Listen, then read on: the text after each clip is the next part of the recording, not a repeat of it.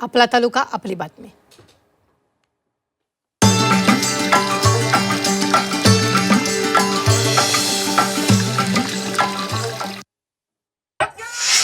रायगडच्या म्हसळा नगरपंचायत नगरपद अध्यक्षपदाच्या निवडणुकीत पुन्हा नवीन ट्विस्ट निर्माण झाला। राष्ट्रवादी काँग्रेसचे 7 नगरसेवक शिवसेनेत गेल्यानंतर शाहीद जंजीरकर नवे नगराध्यक्ष होऊन नगरपंचायतीवर शिवसेनेचा भगवा फडकला। मात्र 4च दिवसात जंजीरकर यांनी राजीनामा दिला। त्यानंतर नगरपालिकेवर पुन्हा राष्ट्रवादी काँग्रेसचा नगराध्यक्ष होईल अशी अटकळ बांधली जात होती।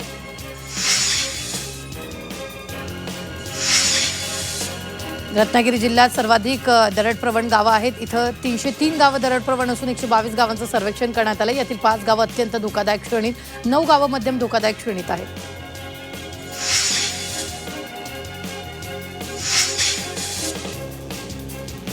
मुरुड तालुक्यातील ऐतिहासिक जंजिरा किल्ला पर्यटनासाठी 26 मे ते 31 ऑगस्टपर्यंत बंद राहणार आहे। या कालावधीत जलप्रवासी वाहतूक पूर्णपणे बंद ठेवण्याचे आदेश देण्यात आले।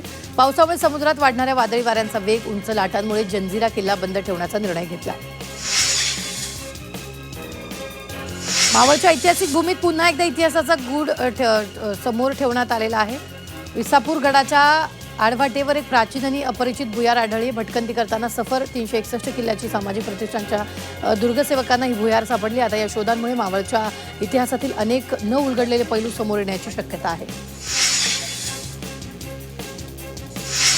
मावळ तालुक्यातील लोणावळा शहरातील स्थलांतरित मतदारांसाठी 25 आणि 26 मे रोजी विशेष शिबिराचं आयोजन करण्यात आले। नागरिकांनी मतदान ओळखपत्राचा पुरावा सोबत आणावा, अन्यथा मतदार यादीतून नाव वगळलं जाण्याची शक्यता असून त्याची सर्वस्वी जबाबदारी संबंधित मतदाराची राहणार असल्याचा इशारा देण्यात आलेला आहे।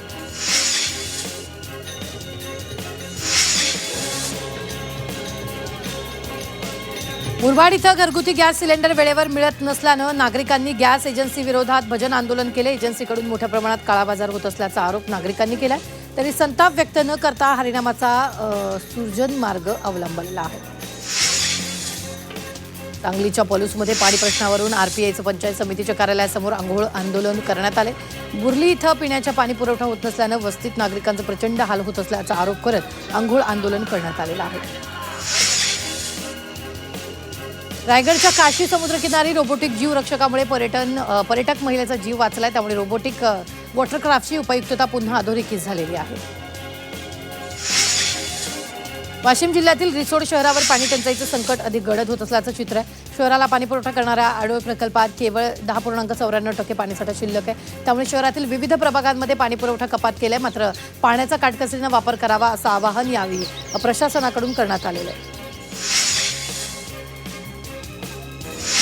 रायगडच्या म्हसळा तालुक्यातील तोंडसुरे खारगावात भीषण पाणी टंचाई निर्माण झालेली आहे। तर तीव्र उन्हामुळे पाण्याचे नैसर्गिक स्रोत आटलेत। नागरिक विहिरीतून पाणी आणून पिण्यासाठी वापरतायत। मात्र या विहिरीतील पाणी गढूळ आणि अस्वच्छ असल्यानं रोगराईची भीती आहे। साकोली तालुक्यातील पळसापानी चांदोरी मार्गावर दुचाकी अपघातात अभियांत्रिकीचे 2 विद्यार्थ्यांचा मृत्यू झालाय। शैक्षणिक भेट आटोपून परत येत असताना चालकाचं नियंत्रण सुटल्यानं दुचाकी रस्त्याच्या कडेला असलेल्या झाडाला आदळली। वर्ध्याच्या हिंगणघाट राष्ट्रीय महामार्ग ट्रकची दुचाकीला भीषण धडक बसली। या अपघातात 3 जणांचा जागीच मृत्यू झाला। मृतकांमध्ये 5 वर्षाच्या चिमुकलीचा समावेश आहे। परभणीच्या पूर्णा तालुक्यातील पिंपळगाव परिसरात पूर्णा नदीपात्रात सुरू असलेल्या अवैध वाळू उपशावर पोलिसांनी कारवाई केली। या कारवाईत वाळू उपसा करणाऱ्या 2 मशीनसह 5 बोटी पोलिसांनी जप्त केल्या। जळगावच्या मुक्ताईनगर तालुक्यातील पिंपरी गावाजवळ ट्रक उलटल्यानंतर त्याला आग लागली। अपघातात एकाचा मृत्यू तर 1 जण जखमी झाला। या आगीत ट्रक जळून खाक झालाय। पंढरपूरच्या भीमा नदीच्या काठावर होत असणाऱ्या अवैध वाळू उपसावर पोलिसांनी कारवाई केली। एक जेसीबी ट्रॅक्टर आणि टिपरच्या माध्यमातून 25 ब्रास वाळूचा अवैधरित्या उपसा होत असताना पोलिसांनी कारवाई केली आणि या प्रकरणी पोलिसात गुन्हा दाखल झालाय।